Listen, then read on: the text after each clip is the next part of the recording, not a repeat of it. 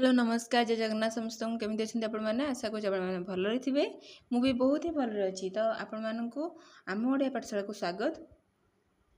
तो आम फास्ट कौन करते ना 10th क्लास जीव विज्ञान पोषण विषय MCQs गुड़ा सारी तो आज आम आरंभ करवा कौन ना प्रश्न गोटे वाक्य उत्तर देव जोटा कि 1 मार्क थी गोटे वाक्य ही खाली उत्तर देवाई पड़ो। तो यहाँ गोटे रिविजन टाइप मुझे जहाँद्वारा कि तुम बहिर प्रश्न उत्तर निजे करने सहित ये भी किसी बहिर प्रश्न उत्तर अच्छी सहित तुम एग्जाम प्रिपेरेसन कर।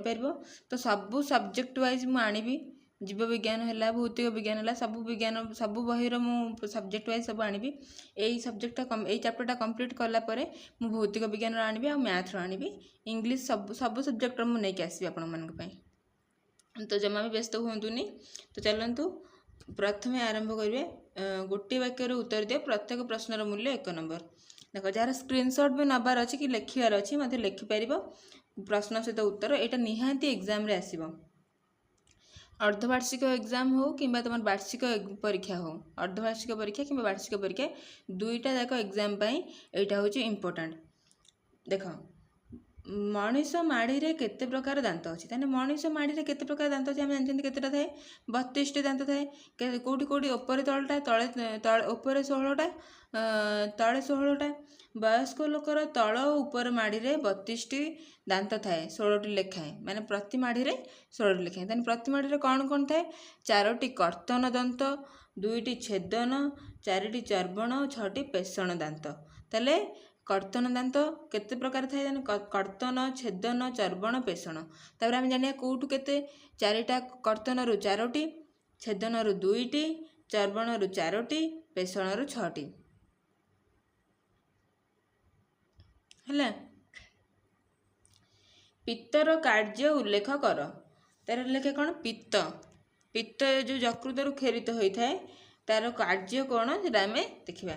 यकृत रु खेरित पित्तरे कौन सी एंजाइम न थाए एथिरे थिबा पित्त लवण खाद्यर अम्लता दूर करे और स्नेहसार जातीय खाद्यर अवद्रवीकरण इमल्सिफिकेशन कराई थाए इमल्सिफिकेशन है।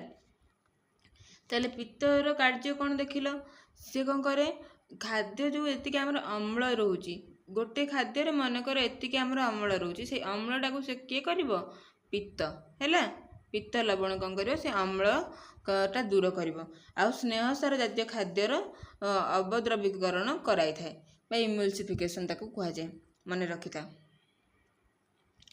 पुरसरण बा पेरिस्टालिसिस क्या कहुए पुरसरण इंग्लीशटा मन रखी था पेरिस्टालिसिस क्या कहुए मु पढ़ई पाकस्थ आमर जो पाक नली देके जो खाद्यटा जाऊँगी तार से जो गति करुच्ची पाक नलीटा आमर कौन कि आमर सब मांसपेशी द्वारा है से मांसपेशी कौन संकोचन प्रसारण होके से कौन हो खाद्यटा गोटे स्थान अन्य स्थान को मुवमेंट करुच्ची तो से मुवमेंट करवाटा को पेरिस्टालिसिस कह जाए। तो तार को लिख वार्डिंग रे केमिति पाक नली मध्य चक्राकृति पेश और अनुदैर्घ्य पेशीर संकोचन और शिथिलन फलन ग्रसनी मलद्वार आड़ को खाद्यर चलन को पुरसरण पेरिस्टालिसिस कह जाए। बुझीगला जेहेतु एटा गोटे मस्कुलार मुवमेंट मांसपेशी चलन तो ताकू से कह कौन पेरिस्टालिसिस कह जाए।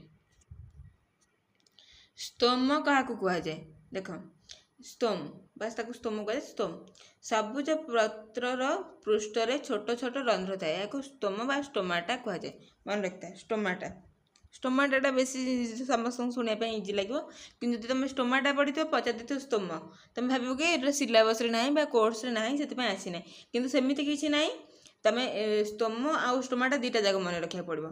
सबुज पत्रर पृष्ठ रे छोट छोट रंध्र थाए जी पत्र थाए छोट छोट रंध्र थाए कणा रंध्र माने कणा जोटा कि आम खाली आखिरे देखा जाए ना माइक्रोस्कोप देखिले अणुवीक्षण यंत्र देखिले आमको देखा से छोट छोट रंध्र बा कणा गुड़ी को कौन कह जाए स्टोमाटा बा स्तोम कह जाए।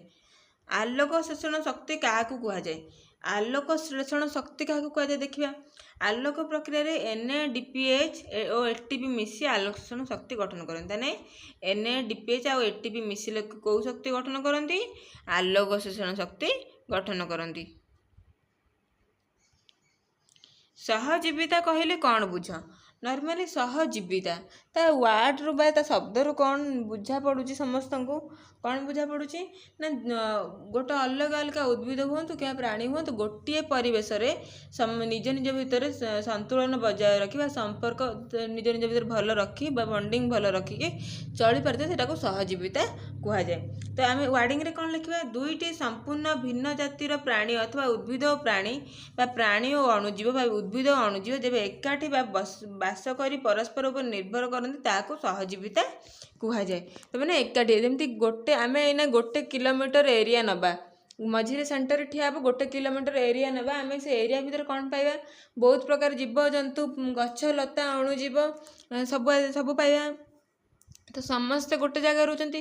ମନେକର ଗଛ ଆମକୁ କିଛି ଦେଉଛି, ଆମେ ଗଛର କିଛି ହେଲ୍ପ କରୁଛନ୍ତି, କି ଅଣୁଜୀବର କିଛି ହେଲ୍ପ କରୁଛନ୍ତି, ଅଣୁଜୀବ ସହିତ ଆମର କିଛି ହେଲ୍ପ କରୁଛି, ଯେଉଁଟା ଆମର ଉପକାରୀ ଅଣୁଜୀବ ରହୁଛନ୍ତି। ଯେମିତି ଗୋଟେ ଉପକାରୀ ଜୀବ ମନେକର ଜିଆ କ'ଣ କରୁଛି? ଜିଆ ଆମର ହେଲ୍ପ କରୁଛି, ମାଟିକି ଫସଫସିଆ କରୁଛି, ଯାହାଦ୍ୱାରା କି ଧାନ ଗଛ କିମ୍ବା ଯେକୌଣସି ଗଛ ଆମର ହେଇପାରୁଛି। ଆଉ କିଛିଟା ଅଣୁଜୀବ ଅଛନ୍ତି କ'ଣ? ନାଇଟ୍ରୋଜେନ୍ ଅଧିକ ହେଇଗଲେ ତାକୁ ନାଇଟ୍ରୋଜେନ୍ ବିବନ୍ଧନ କରନ୍ତି, କେଉଁ ଡାଲି ଜାତୀୟ ଉଦ୍ଭିଦରେ ବିବନ୍ଧନ କରିକି ସଞ୍ଚିତ କରିକି ରଖନ୍ତି, ଯାହାକି ପ୍ରୋଟିନ୍ରେ ପରିଣତ ହେଇକି ଆମ ବଡ଼ି ଭିତରକୁ ଆସୁଛି। ତ ଏମିତି ବହୁତ ସାରା ଜୀବ ଅଛନ୍ତି ଯେଉଁମାନେ ଆମକୁ ହେଲ୍ପ କରୁଛନ୍ତି, ଆଉ ମଣିଷ ବି ସେମାନଙ୍କୁ ହେଲ୍ପ କରୁଛି, ବା ଜୀବଜନ୍ତୁ ବା ସମସ୍ତଙ୍କ ସାଙ୍ଗରେ ସାହାଯ୍ୟ କରିକି ପରସ୍ପର ନିର୍ଭର କରିକି ନିଜ ଜଣେ ଅନ୍ୟ ଜଣଙ୍କ ଉପରେ ନିର୍ଭର କରିକି ଚଳୁଛନ୍ତି। ତ ସେଇଟା କୁହାଯାଏ କ'ଣ? ସହଜୀବିତା। ଦେଖ, ଜିଭର କାର୍ଯ୍ୟ କ'ଣ?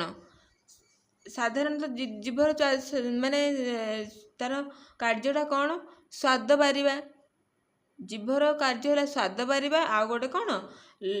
ବା ଲାଳ, ଯେଉଁ ଆମର ଜିଭଟାକୁ ଆମର ସାଲିଭାରି ଆମାଇଲେଜ ବା ଲାଳ ଗ୍ରନ୍ଥି ବୋଲି କୁହାଯାଏ। ଆଉ ସେୟା କରିବା। ଆଉ ଯେମିତି କ'ଣ କରାଯାଏ ନା, ଦାନ୍ତ ପାଖରେ ନେଇକି ଖାଦ୍ୟକୁ ପହଞ୍ଚେଇବା ହେଉଛି ଜିଭର କାମ। ତାହେଲେ ଜିଭର କାର୍ଯ୍ୟ କ'ଣ? ଜିଭ ଖାଦ୍ୟର ସୁଆଦ ବାରିପାରେ। ଏଥିପାଇଁ ଜିଭରେ 3 ପ୍ରକାର ସ୍ୱାଦମୁକୁଳ ରହିଛି। ତାହେଲେ କେତେ ପ୍ରକାର ସ୍ୱାଦମୁକୁଳ ରହିଛି ବା ସ୍ୱାଦ କରିବା ପାଇଁ କେତେଟା ପ୍ରକାର ରହିଛି? 3 ପ୍ରକାର। ଖାଦ୍ୟକୁ ଦାନ୍ତ ନିକଟରେ ପହଞ୍ଚିବା ସହିତ କଥା କହିବାରେ ମଧ୍ୟ ଜିଭ ସହାୟତା କରେ। ତାହେଲେ ସବୁଠୁ ବଡ଼ ସାହାଯ୍ୟ କ'ଣ କରେ ଜିଭ? ଆମର ବଡ଼ କାର୍ଯ୍ୟ କ'ଣ ଜିଭର?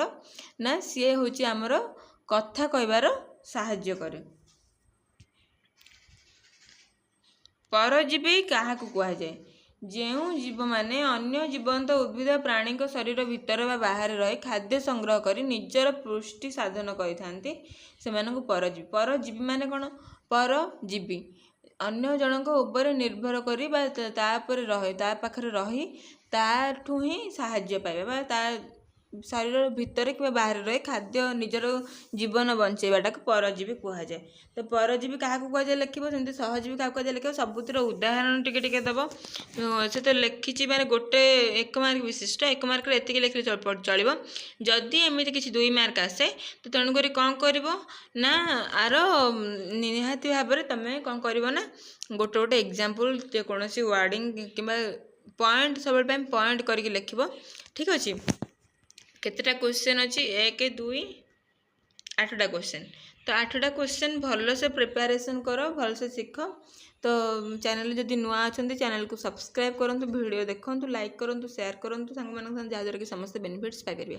ତ ସେଥି ପର୍ଯ୍ୟନ୍ତ ରହୁଛି। Till then take care, bye bye, thanks for watching.